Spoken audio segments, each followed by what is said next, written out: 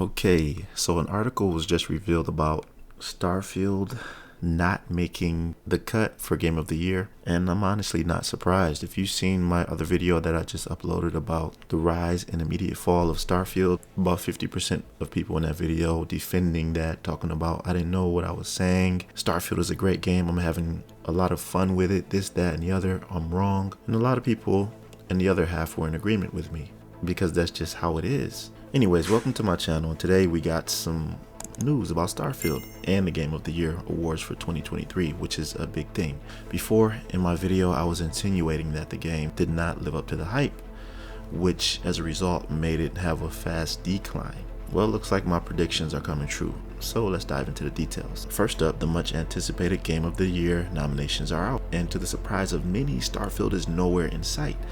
The contenders include Alan Wake 2, Baldur's Gate 3, Marvel's Spider-Man 2, Resident Evil 4, Super Mario Bros. Wonder, and The Legend of Zelda Tears of the Kingdom. All of them reputable titles which deserve to be there. Starfield missed the mark, and I don't blame them. You have to really put work in. It has to be more than just hype in order to earn a spot on that list. And after playing hours of Starfield, you clearly see that it doesn't deserve that spot. Look, I will give credit where it's due. And I don't think the credit is due here, I'm just being honest. Gamers like you and I spend a lot of time and invest a lot of time and expect a lot from a developer as reputable as Bethesda Game Studios.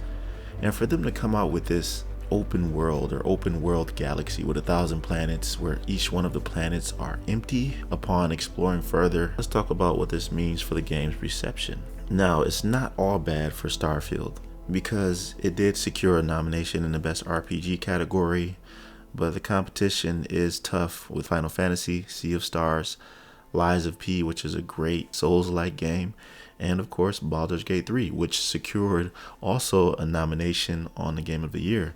So what if Baldur's Gate 3 wins both? That'll be crazy. And this is funny because a lot of people were talking about, oh, we have Baldur's Gate 3. When Starfield was being hyped up, when it was being promoted by Bethesda, it was all over the internet. And a lot of people who were in the Baldur's Gate camp, especially since Starfield was exclusively on Xbox and PC, were really like, yo, some of them was nervous because the hype was so crazy for Starfield. And then some people were like, oh, we got Baldur's Gate, we're good.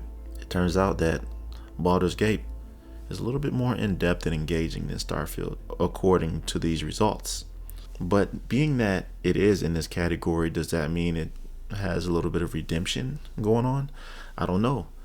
You got to think about this, man. You can't really look at this nomination of Best RPG as something as an achievement per se for Starfield and Bethesda games, because if you look in the past, I've done my research and Fallout, many of its titles have received several Game of the Year nominations and have won. Fallout 3, just to name one, released in 2008, received a Game of the Year award.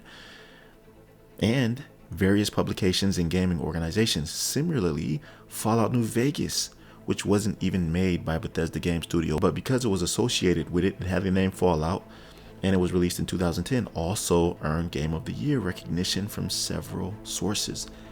These awards were a testament to how much satisfaction the players had with the respective Fallout titles. Let's go to Elder Scrolls V, Skyrim. A classic, people still play it to this day, received widespread acclaim and won numerous Game of the Year awards after its release in 2011. And this spoke volumes to the game's expansive open world, the engaging storytelling, and immersive gameplay. This, of course, contributed to the success and recognition in the industry. So you can't really look at this, like I said, as an achievement for Starfield, because looking at where it came from, what company it's been developed by.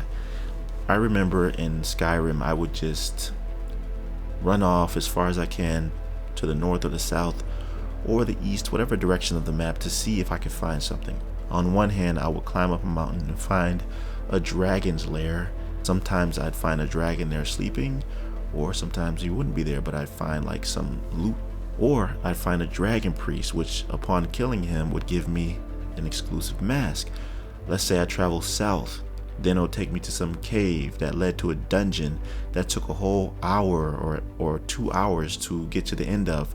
Once I got to the end, I'd fight a boss And then after I fought that boss, I get some loot that basically I felt like I earned. Now look at this in correlation with Starfield.